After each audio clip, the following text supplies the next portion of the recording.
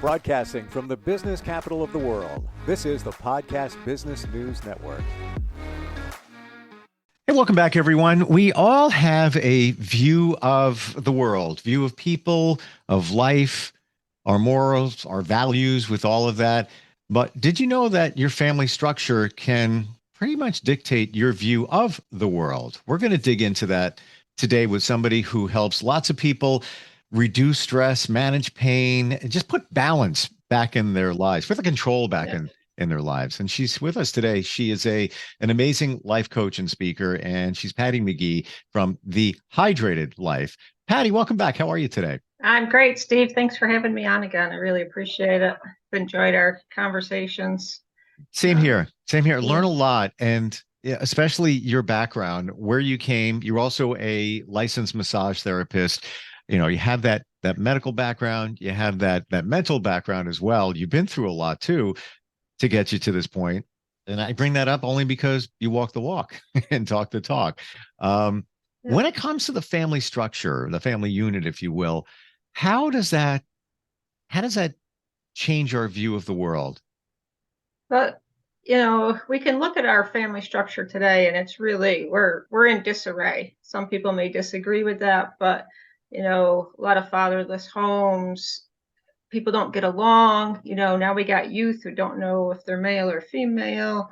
And I'm not judging them. I'm just saying that we're in more of a crisis of it than we've ever been in our lives. And our family structure was meant to lead and guide us in a healthy life. So if you take the father, okay, he is supposed to be our protection.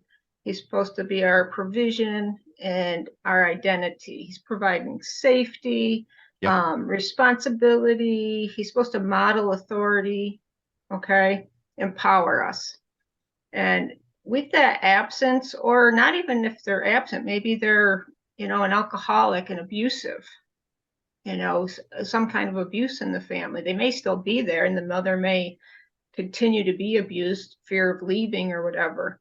But then that causes some of our identity struggles. It causes fear and anxiety in us, a poverty mindset if they're not learning, if they're not teaching us how to have that provision, how to handle and steward our money and stuff.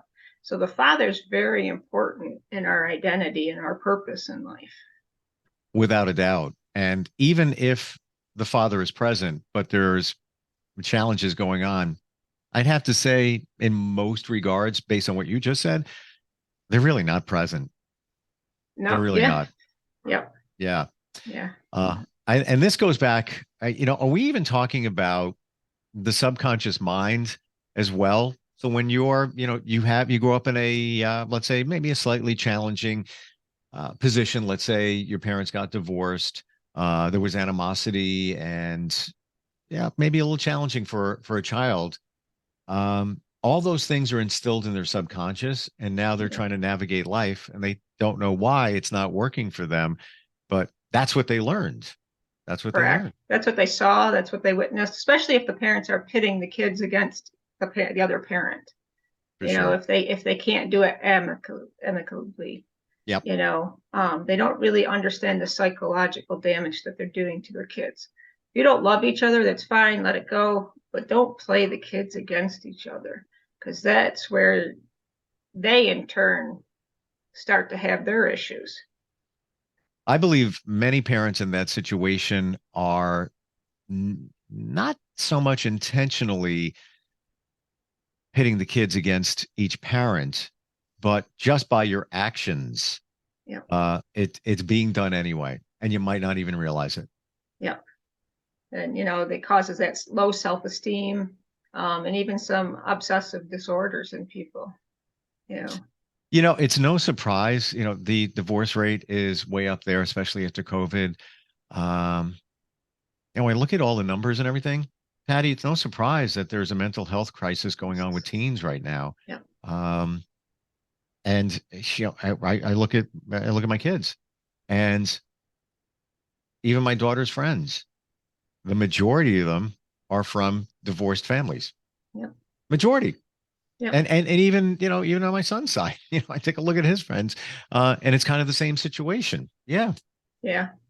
Yeah, we've really broken up the family structure over the years. And I say it goes back to, it's like they were together, but then in the early 90s, late 80s, early 90s, when Murphy Brown all came out and it was okay to have kids out of wedlock, they used to have that, but it wasn't so acceptable, and then it became acceptable. And now it's trickled down to our kids. Yeah. Yep. You can't discipline anybody. They have free access to whatever they want. I mean, you can go on any YouTube or any video streaming service and see kids beating up their teachers. The lack of respect is gone because of our family structures. And, there's a lot of good kids out there from single parents. I was a single parent, and my son is an excellent kid, and it's how we teach them and educate them. Yes. Which leads us into the mother, because she's the nurturer, she's the comforter, but she's supposed to be the teacher. Okay, she's the one that's supposed to develop our character, make us approachable, presentable, reliable, all of that, and to teach us most of the basics of life, how to take care of ourselves. And a lot of times we're not having those hard conversations with our teens because we want to be their friend. Yeah. And I have to say, the government has made it hard for us to discipline our kids. We were fearful of our father. We may have gotten the belt, or if we were bad, memories coming back. My parents got divorced when I was very little, and my mom was great, but there was times where you feared the belt. Totally different generation. I'm not saying it was right. Never the belt never connected with my body. Yeah, mine either. So, but the fear of it was floating out there, and when something was said, you listen. Whereby today, I 1,000,000% agree with you, Patti, that a lot of parents are they're afraid to, not for fear of repercussions of taking care of things to make sure their kids are safe, but it's also right. A lot of parents want to be their kid's friend, and you shouldn't, and we all know we shouldn't do that. You can't be your kid's friend and be the parent at the same time, but many parents want to be viewed as the cool parent. Yeah. Which maybe is a little blend of the friend, but it goes even way deeper than that. Yeah, you become the friend in the late 20s. It starts, where you have a different relationship, at least for me, with my son. After he turned 25, he was a little more mature. Our conversation started to change and everything. But I always educated him growing up. I didn't really have to discipline him because it was only him and I. Either he did it or I did it. Mm-hmm. And I would say to him, we'd be at a party, say for a birthday party for all the kids in his class, and a kid would be acting up. And I'd be like, now, why do you get invited to places and that kid doesn't? Because look at his behavior. Yeah. And I always told him that, and I am very proud of my son. He can look people in the eye. He can carry on a conversation about anything. He had the opportunity to get his first car at 16, an Audi A6 or something like that. It was used, but he had to drive 5 hours with somebody that he barely knew in a snowstorm from New York to New Jersey to get it. And when he got back, because she stayed there, but she messaged me and she said, Patti, I thought he'd be on his cell phone the whole time, texting people and ignoring me. She goes, we had the best conversation all the way down to get the car. She goes, he never once picked up his phone. Wow. It's 16. I almost can't believe that. Yeah. And wow. So he can, and I think the education that I helped him with, same thing, when he was younger, I think he was 12, he hurt his shoulder playing baseball. And so we had to go to an orthopedic, and I gave him the copay and the insurance card. And I said, go up, sign in, and he was signing in. She goes, you got a $10 copay. And he goes, yep. And he pulls out his wallet. She goes, do you have an adult with you? the receptionist. He goes, yeah, my mom's right here. And she goes, thank you for teaching him this. She said, there's so many kids out there that cannot do that. They can't look us in the eye. They can't speak to us. They can barely speak to the doctor. Thank you for showing him how to do this. It's so true. And why is that going on? Because many teens now, it's all digital. They don't Yeah. talk to people. Yeah. Now, I deal with it with my kids. My kids are 15 and 17. One has challenges, and I know it's the socialization, and it all started with COVID, and that made it okay to be isolated, but Yeah. now a lot of teens are because of that, and that's Yes. why there's a mental health crisis going on now. Yep, that isolation really hurt people, and we don't know how to get back out into the world. Yeah. And What do you think the answer is there in terms of even teens? We'll start there in terms of socialization. We have to teach them again how to be present, what it means to be present. Because just because you're in the same room with somebody doesn't mean you're present. And to learn to listen, not to respond, but to listen, to hear. And we've lost that. It's my way or the highway. Right. You can make a big buck on social media quickly even as a kid. You can do all kinds of crazy things out there to get some money coming in, and you don't have to have a large group of people. You can just be talking like we are, so that isolation is there. Yeah. And I always made sure my son played a sport in school, because he was a professional Call of Duty player. Now he coaches it. So he played baseball and then he played golf. And I always made sure he was interacting with somewhere out in the real world, and he had friends that he went out and rode his bike with and played with. And there's no local connection anymore if you're onto social media. Now, if you're in the theater, at school, some of those clubs, which are good, you have more interaction. Absolutely. There's two different teens, the teens that are okay with that, some of it or a lot of it, or the isolated ones who are just doing this all day long. What about adults? How does the family structure change their view of the world? Well, for the mom, our wound is we get anxiety and fearful. We're unable to retain learning. So if you know somebody that's struggling from learning, you may want to look at the mom side, see where she's at. And one thing I found interesting when I was doing this research was from the mom side is where the addiction disorders come in from. Really? Yeah, I really would have thought that was the father. Because a lot of them gamble, like they go drinking, they go golfing all the time. The mom's usually the one home, and but you do end up finding out that there's a lot of closet alcoholics or closet people misuse of drugs and stuff like that. Wow. From the mothers. So we're unable to be relatable or on time when it comes to the mom side of it. Interesting. Wasn't aware of that. And this is based on research that you've done? Yeah, just this is more from how we relate mentally, physically, and spiritually. Okay, so this is coming from more of a Christian background of what we see. And then for the siblings, they're supposed to provide this companionship and communication, the friendship, inclusion, acceptance. And where does that go astray? In the school, right? You see it every day, the bullying. Oh, yeah. The picking on people. And that's where the isolation and the withdrawal come in and cause conflict with us as teenagers.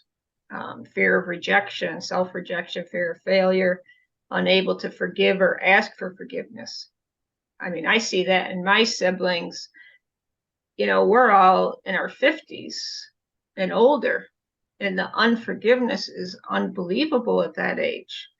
It's like we stuffed it down for 40 years, and then when our parents passed on, all of a sudden, we don't know how to treat each other. It's very true. It's sad. It's sad but true, but it's a mark of our society and also culturally. And I hate to go back to it, but we talk about the schools and bullying. Yeah. Social media. Social media, yeah. It's just, think of when we were kids. Yeah, of course I was bullied, but it stopped on the playground. Now it starts on social media and then leads to the playground, the hallways of the school, whatever it might be. So now you also have that added anxiety. Let's say somebody, a teen is being bullied. Now they have everybody ganging up on them in terms of social media, which can be worse than an old school fight. Yes. Yeah.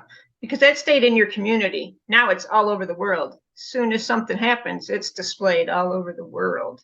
Where Exactly. before it stayed right in your community. The parents either talked it out, you got together. I remember my brother got into a fight with somebody, and the school receptionist, they had to call him in, my parents in, and the other parents in, and the school receptionist just kind of whispered, "Oh, we're so glad he did that, but we can't tolerate that in school," because the kid needed it, Right. Right. he needed a taste of it. My brother was pushed and pushed and pushed and pushed, and then he finally snapped. He's like, "I'm done," Yes. Yeah. and I remember all those stories too. I remember I have a twin sister. I call it, 10th grade in high school, and somebody was bothering her, and it looked like a fight was going to erupt. And I picked up a fire extinguisher and sprayed him. And it ended right there. Of course, I go to the principal's office. And I had a memory too, the way things are now. And I'm not saying what I did was right, but it was just I had to protect my sister at that moment, and that was the safest thing to do to at least make a ruckus so that teachers would come by.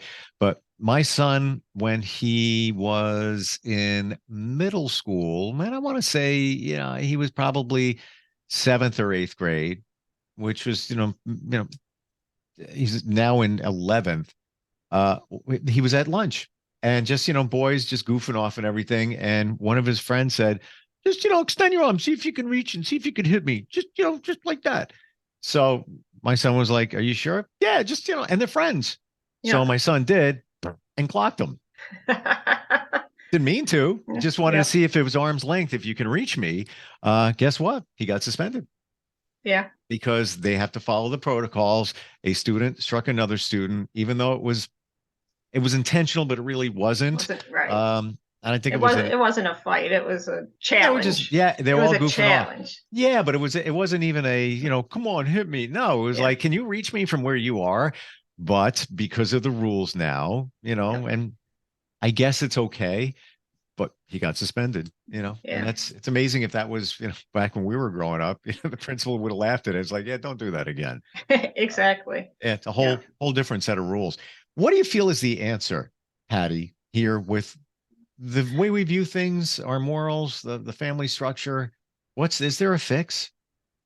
I don't think there's really a fix. I mean, this has been going on for over 2,000 years. If you look back and you read any stories, I don't care what they were, whether you believe in the Bible or you believe in other stories that you've read, people always tried to dominate other people. There's always been all of this going on. The names have just changed as we have gone. Yeah. The difference, I think, is that our politicians have lost respect from what they do. Most of America does not respect what our political leaders do. So we don't have the leadership there. Okay.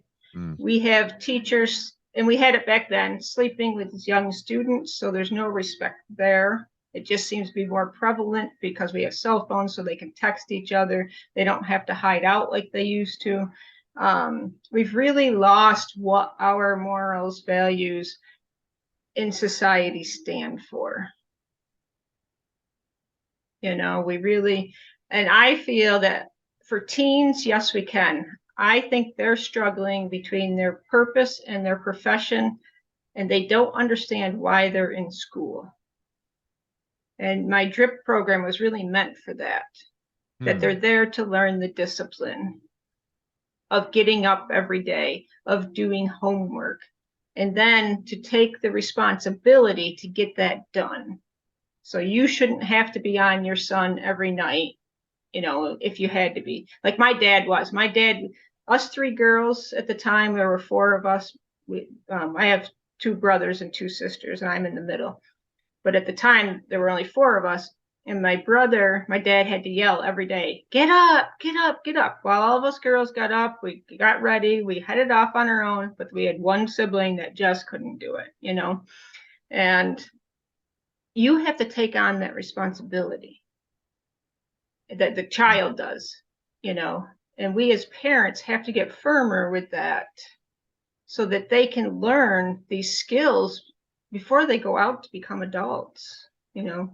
And we're doing too much for them today that they're Agreed. not having to fight for anything. You know, you and I probably got up and we went out, you know, left the house at 7, 8, 9 in the morning after breakfast, and we were gone until dinner time.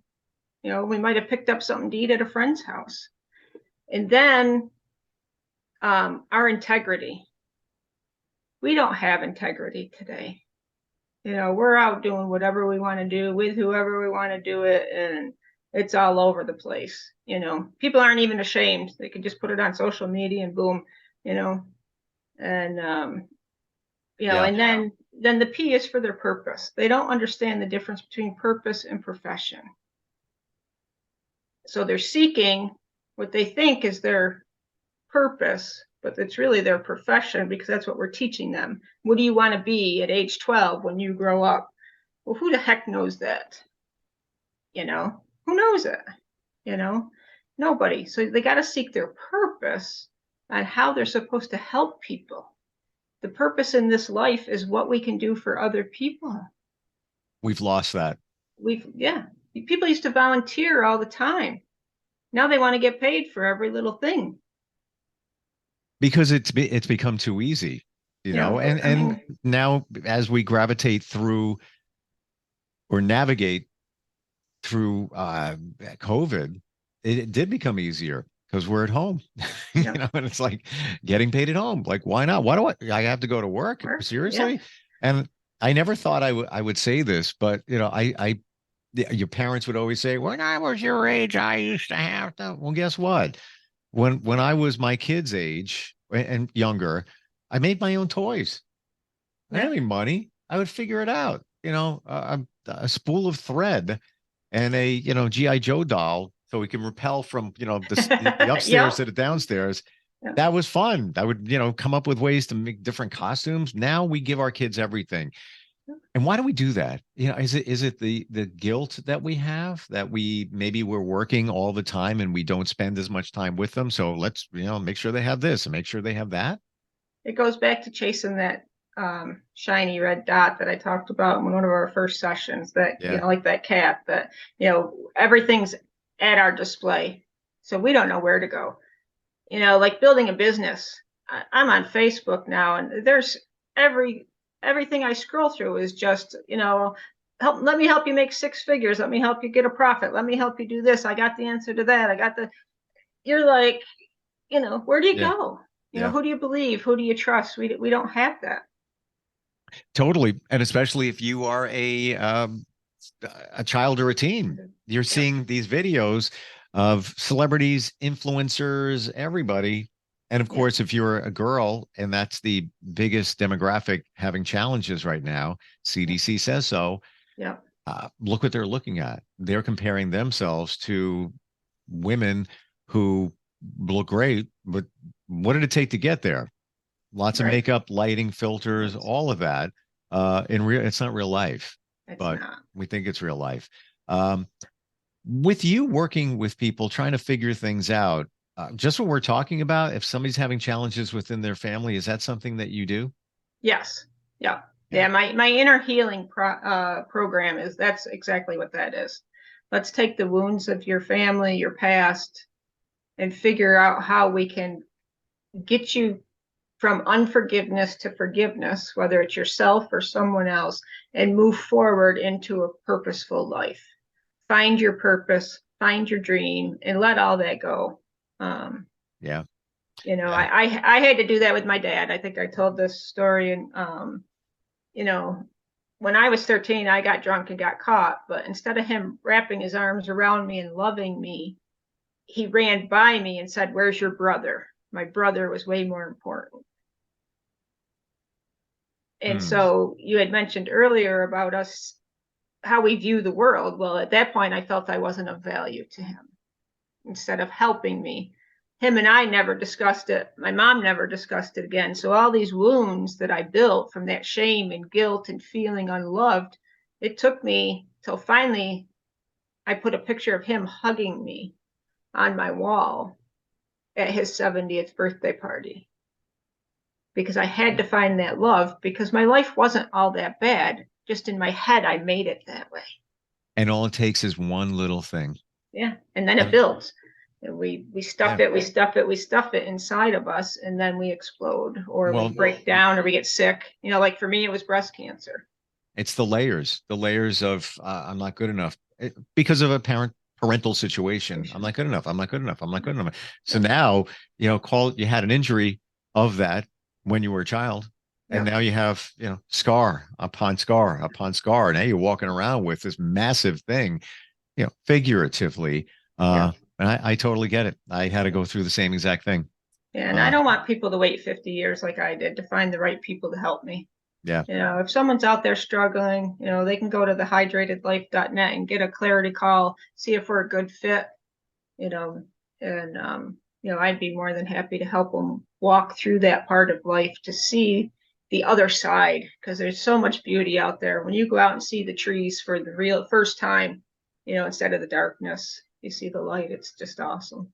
And when you get to that point in your life where you feel like, it's good, I got this, I have this, the feeling of calm here, there's beautiful balance part. Yeah.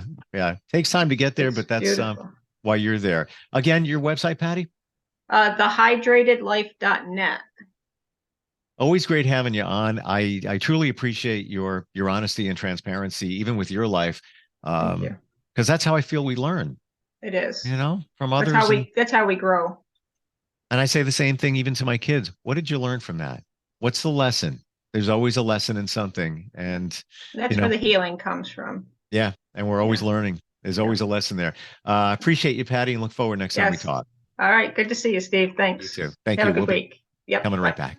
Are you looking for even more of the podcasts and hosts that you love? The Podcast Business News Network is proud to announce that you now have even more ways to listen live. Check out the MyTuner Radio, online radio box, and Simple Radio apps on iOS and Android, or find us online. Search for Business News Network on mytuner-radio.com, or search Podcast Business News Network on streama.com and onlineradiobox.com/US. Take your podcast on the go and don't miss a minute of the action.